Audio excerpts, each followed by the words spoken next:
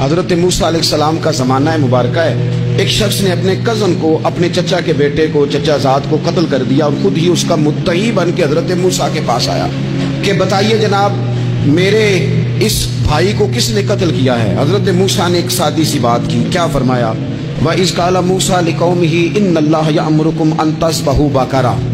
حضرت موسیٰ علیہ السلام نے اپنی قوم سے کہا کہ اللہ تمہیں حکم دیتا ہے کہ ایک گائے ذبح کرو، گائے کا کچھ حصہ مقتول کو مارو، وہ خود اٹھ کے بتا دے گا مجھے کس نے قتل کیا ہے۔ یہ پہلا سپارہ ہے قرآن مجید کا، آپ اس کو دیکھ لیں، یہ آیت نمبر 67 سے شروع ہو رہا ہے۔ تو اب وہ چونکہ ذبح کرنا نہیں چاہ رہا تھا، اس کو پتا تھا کہ مجرم تو میں خود ہوں، وہ ذبح چونکہ کرنا نہیں چاہ رہا تھا، اس سے کہا کہ مارو ایک حصہ گائے کا، اس کو تو یہ اٹھ کے بتا دے گا۔ تو اس نے جواب کیا دیا؟ قالوا اتتخذون ہزوا، یعنی لگا آپ میرے ساتھ مذاق کرتے ہیں، کبھی ایسا بھی ہوا ہے؟ قال اعوذ باللہ ان اکون من الجاہلین۔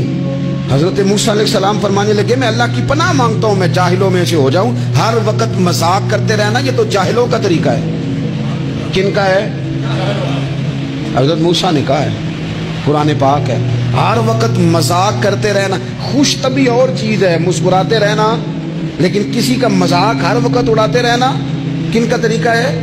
جاہلوں کا۔ جب کہا نہیں ذبح کرنی ہے تو اب ذرا دیکھیے کرنا نہیں نہ چاہ رہے، قالوا ادع لنا ربک یبین لنا ما ہی، کہنے لگے اے موسیٰ پھر آپ نہ رب سے دعا کریں کہ وہ ذرا کھول کے بتائے وہ گائیں کس طرح کی ہو، ارادہ نہیں نہ ذبح کر دے، آپ دعا کریں۔ قال انہ یقول انہا بقرۃ لا فارض ولا بکر، فرمایا کہ رب کہتا ہے وہ گائے نہ بوڑھی ہو نہ زیادہ بچیا ہو، اوان بین ذالک، ان کے درمیان ہو، یعنی جوان گائے ہو۔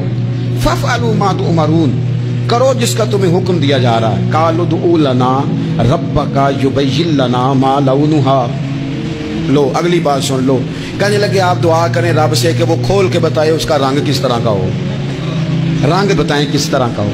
قال انہ یقول انہا بقرۃ صفراء، فرمایا رب فرماتا ہے کہ صفراء رنگ کی ہو، یعنی گہرے زرد رنگ کی ہو، کہ رب فرماتا ہے اس طرح کی گائے ذبح کرو۔ فاقع لونھا تسر الناظرین، اور جب کوئی اسے دیکھے تو اسے اچھا بھی لگے، آنکھوں کو اچھی لگے وہ گائے، اس طرح کی گائیں ذبح کرو۔ لو اتنی باتیں بتا دی۔ قالوا ادع لنا ربک یبین لنا ما ہی، کہنے لگے نہیں آپ پھر دعا کریں اللہ ذرا کھول کے بتائے گائیں کس طرح کی ہو۔ ان البقرہ تشابہ علینا، ہمیں ذرا گائیں پر شبہ پڑ گیا ہے کس طرح کی ذبح کرنی چاہیے۔ وَإِنَّا انشاءاللہ لمہتدون، اگر اللہ نے چاہا تو ضرور ہم ہدایت پا جائیں گے۔ پھر اللہ تعالیٰ نے فرمایا کہ قال انہ یقول انہا بقرۃ لا ذلول تثیر الارض، گائیں اس طرح کی ہو کہ وہ کبھی کھیتی میں نہ چلائی گئی ہو، یعنی اس کو کبھی کام نہ اس سے لیا گیا ہو۔ بیل کو لوگ لگاتے تھے نا، جو کام آج ٹریکٹر سے لیا جاتا ہے وہ گائے بیل سے لیا جاتا تھا، تو وہ کھیتی باڑی کے کام نہ اس کو لگایا گیا ہو، ولا تسقی الحرث، اور نہ اس سے پانی نکالا گیا ہو، نہ کھیت چلانے ہل چلانے میں لگائی گئی ہو، اور وہ جو کنواں ہوتا تھا جس کے گرد گائیں گھومتی تھی، تو کہا وہ بھی کام اس نے نہ کیا ہو گائے نے۔ مسلمۃ لا شیۃ فیہا، وہ ہر عیب سے پاک ہونی چاہیے۔ قالوا الآن جئت بالحق، اب کہنے لگے اب آپ صحیح بات لے کے آئیں، اب سوال ختم ہو گئے نا، کہنے لگے اب آپ بات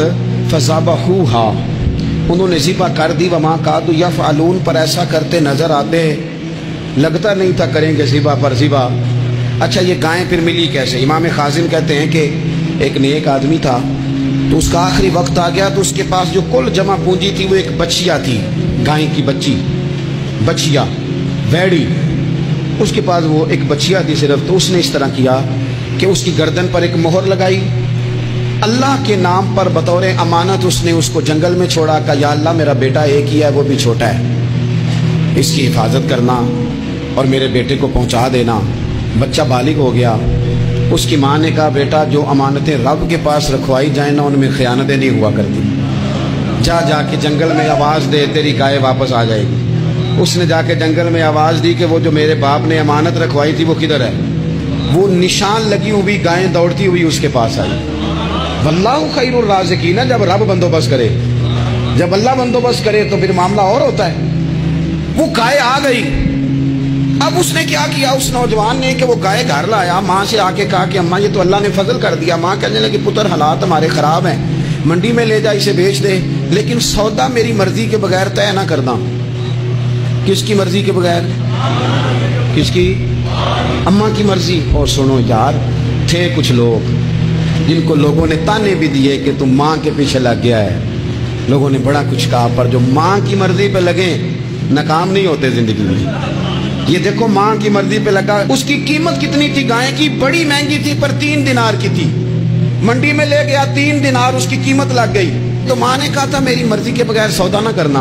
अब बच्चे तो नहीं ना मानते, अम्मा को क्या पता बाहर बिजनेस क्या है, लेन देन क्या है, पर माँ ने कहा था मेरी मर्जी। बंदा दे रहा है उसे 3 दिनार, उसने कहा जी मैंने तय तब करना है, डन तब करना है, पहले अम्मा से पूछना है। घर जाके अम्मा से पूछा, अम्मा कहने लगी दे दे। वापस आया तो उसने कहा कि मैं 6 दिनार देता हूं, पर मेरी शर्त है, माँ से नहीं पूछना। उसने कहा तू 12 भी दे, डन तब भी होना है जब अम्मा ने कहना है। वो जब इस तरह की उसने गुफ्तगू की, वापस अपनी वालदा के पास गए, कहने लगे अम्मा समझ नहीं आती, 3 दिनार की गायें बंदा 12 में खरीदने को तैयार है, शर्त लगाता है कि अम्मा से नहीं पूछना। तो वालदा कहने लगी पुत्र पहले उससे जाके पूछ क्या वो है कौन, ये कोई रूहानी मामला है, कोई गैबी मदद है, पूछ। उससे जाके पूछा तो वो कहने लगा मैं तो फरिश्ता हूं अल्लाह का, तूने गायें बेचनी नहीं, इसलिए कि तेरा बाप भी नेक है, तेरी माँ भी नेक है, रब तेरे रिस्क में बरकत पैदा फरमाना चाहता है। माँ बाप नेक होना, रिस्क में बरकत हो जाती है। माँ बाप नेक हो, उनकी सालिहियत का असर पहुंचता है बच्चों तक।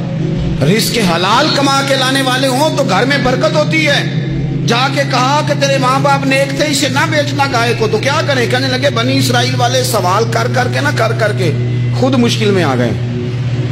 अब वो ऐसी गाय जो जवान भी हो, यहाँ तो हर गरीब आदमी अपनी गाय यहाँ लगा देता है, खेती बाड़ी में यहाँ लगा देता है, कुएं में पानी निकालने में, तो यहाँ तो हर एक की गाय। तो ऐसी गाय जिसका रंग भी इतना प्यारा हो, ज्यादा बूढ़ी ज्यादा बच्ची भी ना हो, और अभी तक खेत में भी ना लगी हो, वो सिवाय तेरे कहीं नहीं है।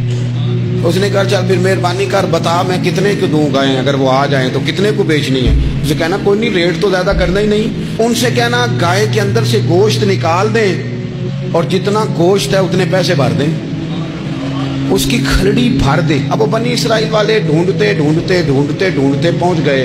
कहा जनाब गाय 3 दिनार की 6 ले लो। उसने कहा ना भाई, ज़िबा करूंगा, गोश्त निकालूंगा, जितना वजन गोश्त का इतने पैसे भरोगे खाल में तो फिर गाय तुम्हें मिलेगी। अब मजबूर थे, क्या करते? इब्ने कसीर हदीस लाए हैं, इमाम सयूती ने दुर्रे मंसूर में भी लिखी है। नबी पाक सल्लल्लाहु अलैहि वसल्लम ने फरमाया सुनो जवानों, और इसे दिल की तख्ती पे लिखो। नबी पाक अलैहिस्सलाम ने फरमाया अगर बनी इसराइल वाले ज्यादा सवाल ना करते तो इतनी मुश्किल का शिकार ना होते। इन्होंने सवाल इतने किए कि चारा नहीं है अब इनके लिए, चारा नहीं है अब इनके लिए कि ये इधर उधर जा सके। मजबूरी बन गई, यही गाय खरीदनी है, यही ले जानी है। अब इतना सारा माल जमा करके वो गाय खरीदी, ज़िबा की, तो मकतूल को जब उसका एक हिस्सा मारा तो उसने उठ के कह दिया ये जो मुदई बना हुआ है ना, यही तो मेरा कातिल है, यही तो मेरा कातिल है, यही तो है जिसने ये सारा काम किया।